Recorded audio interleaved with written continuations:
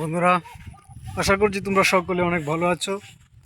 চলে আসছি, এটা হচ্ছে আমাদের বন বা হাওর যেটা বলে থাকেন। এটা অনেক বড় একটা বন, বিশাল বড় পাঁচাটিয়া হাওর। এটা হচ্ছে কিশোরগঞ্জ জেলা কুলিয়াচর থানায় অবস্থিত। কুলিয়াচরের মধ্যে অনেক বড় বা অনেক বিশাল একটি বন। এই বনে আগুনে এবং বৈশাখী দুইটি ফসল আবাদ করা যায়। ধান, অন্য কোনো ফসল এখানে আবাদ করা সম্ভব হয় না, যেহেতু আগুনি এবং বৈশাখী করার পরে পরে এখন মোটামুটি পানি আছে কিছুটা। 2 মাস গেলে এটা পুরোটাই পানি একবার ভরপুর হয়ে যাবে, একবারে ভরপুর। ওই যে এদিকে দেখতে পাচ্ছেন যে স্বর্গের মাথায় একটা কালো জিনিস দেখা যায়, সেটা হচ্ছে ডেঙ্গি নৌকা। এটা দিয়ে হচ্ছে মাছ ধরে, এটা দিয়ে মাছ ধরে। মাছ ধরার সময় তো চলে আসছে, তাই নৌকাটা আবার পুনরায় তৈরি করতেছে বা মেরামত করতেছে আর কি। এটি অনেক সুন্দর একটি জায়গা। আসলে শহর থেকে যখন ঈদের ছুটিতে বা এমনিতেই কাজের ফাঁকে যখন বাড়িতে আসা হয়, তখন এই বন্ধে আসলে যে একটা ফিল পাই, মানে অন্তত একবারে জুড়ায় যায়, বলার মতো না। এটা শুধু অনুভব করার মতো, ভাষায় প্রকাশ করার মতো বিষয়টা না, বিষয়টা অনুভব করার মতো। আর যারা একবারে গ্রামে থাকে তারা কিন্তু গ্রামটাকে তেমনভাবে ভালোবাসতে পারে না।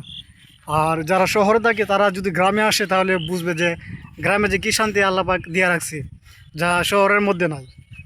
অথচ গ্রাম থেকে শহর কিন্তু অনেক উন্নত, সর্বদিক দিয়ে অনেক উন্নত। কিন্তু এই যে একটা কোলাহল বা এরকম একটা প্রাকৃতিক দৃশ্য, এরকম প্রাকৃতিক যে সৌন্দর্যটা, এটা কিন্তু অনুভব করার মতো নাই শহরের মধ্যে।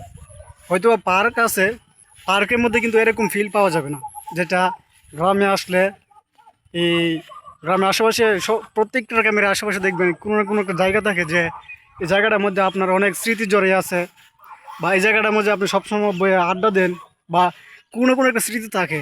তো ঠিক আমাদেরও ঠিক এরকম একটি জায়গা। এটা দেখতে পাচ্ছেন যে অনেক বড় সড়কটা, এই সড়কটা করা হয়েছে মূলত কৃষকদের জন্য, যারা অনেক দূর থেকে এসে এই ক্ষেতের মধ্যে আবাদ করে তাদের জন্য। তারা যেন এই রাস্তা দিয়ে এই ভ্যান গাড়ি বা ট্রলি গাড়ি এগুলো দিয়ে ধান নিতে পারে, এই জন্য এই রাস্তাটি করা।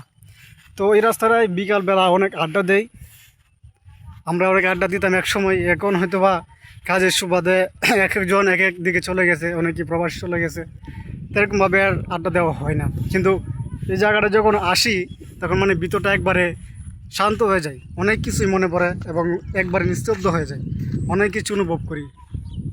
তো বেশি কিছু বলবো না, অবশ্যই ভালো থাকবেন আর আমার চ্যানেলটি অবশ্যই সাবস্ক্রাইব করে রাখবেন।